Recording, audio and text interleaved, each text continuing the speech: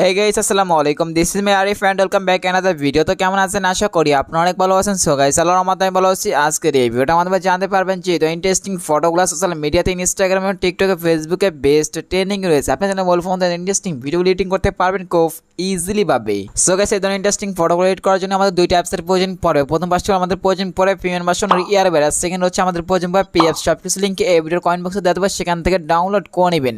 So guys, ইয়ারবেয়ার সেই অ্যাপসটা কিন্তু প্রিমিয়াম ভার্সন প্রয়োজন পড়ে, সেটা কিন্তু আমাদের টেলিগ্রাম পেয়ে যাবেন, সেখান থেকে ডাউনলোড করে নেবেন। সো যারা এখনো চ্যানেলটা সাবস্ক্রাইব করেন প্লিজ সাবস্ক্রাইব করে বেল আইকনটা অল করে দেন। যারা সাবস্ক্রাইব করেছেন তাদেরকে অসংখ্য ধন্যবাদ। I love you so much. Well guys, এখানে আমরা যেটা করবেন, এখান থেকে প্রথম ফার্স্ট আমার ইয়ারবাস অ্যাপসটা আছে ওইটার উপরে ক্লিক করবেন। এখান থেকে আমি এডিটিং এন্ড ভিডিওতে ক্লিক করবেন। এখান থেকে আমি গ্যালারিটা ওপেন হয়ে যাবে। আসার পর যেটা করবেন, এখান থেকে যে ফটো এডিটিং করতে যাচ্ছেন এখান থেকে আমরা ওই ফটো সিলেক্ট করে নেবেন এখান থেকে। সো গাইস, আমরা যেটা করবেন, এখান থেকে আমরা টুলসে ক্লিক করবেন এখান থেকে। সো গাইস, যেহেতু আমাদের ব্যাকগ্রাউন্ডটা ডিএসএলআর করে নেব, তার জন্য আমরা একটু পাশে টান দিবেন। এখান থেকে এটার উপরে ক্লিক করবেন, একটু ওয়েট করবেন এখান থেকে। সো গাইস, অলরেডি দেখতে পাচ্ছেন আমাদের কিন্তু ব্যাকগ্রাউন্ডটা ডিএসএলআর হয়ে গেছে। তো এখান থেকে আমরা একটু কমে দিতেছি, এখান থেকে যতটুকু প্রয়োজন এখান থেকে ততটুকু দিয়ে নেবেন। তারপর যেটা করবেন, এখানে আমরা টিক মারি ক্লিক করে দিবেন এখান থেকে। এখন হচ্ছে এখান থেকে ফটো সেভ করার জন্য উপর এই জায়গায় ক্লিক করে দেবেন। সো গাইস, আমাদের ফটো অলরেডি সেভ হয়ে যাবে। এখন যেটা করবেন, এখান থেকে আমরা পিএফসটা ব্যবহার করে নেব এখান থেকে। এখন হচ্ছে এখানে আমরা পিএফসটা ওপেন করবেন এখান থেকে। এখান থেকে হচ্ছে প্লাস চিহ্নতে ক্লিক করবেন আপনারা।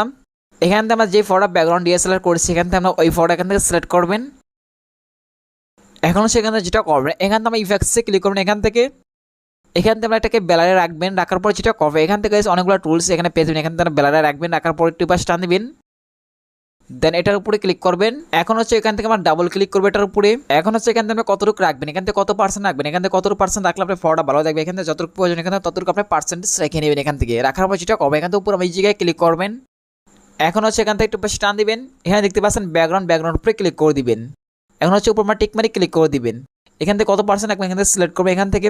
সো দেখতে পাচ্ছেন কম্পোজটা কোন দিকে রাখলে ফটো ভালো থাকে সেটা এখান থেকে সিলেক্ট করবেন। নেক্সট হচ্ছে এখান থেকে কত পার্সেন্ট দিলে ফটো ভালো থাকে সেটা এখান থেকে সিলেক্ট করে দিবেন। এখান থেকে সিলেক্ট করার পর কমপ্লিট করার পর উপর টিক মারি ক্লিক করে দিবেন এখান থেকে। সো গাইস, ফটো সেভ করার জন্য আমরা এই জায়গায় ক্লিক করে দিবেন। সো গাইস, এই জায়গায় ক্লিক করলে ফটো সেভ হয়ে যাবে। সো গাইস, এটা ছিল ছোট্ট কোনো ইন্টারেস্টিং ভিডিও। সব ভিডিওটা কেমন হয়েছে কমেন্টে জানিয়ে দেখাবেন। নেক্সট কোনো ভিডিওতে গুড বাই, টাটা, আল্লাহ হাফেজ, টেক কেয়ার।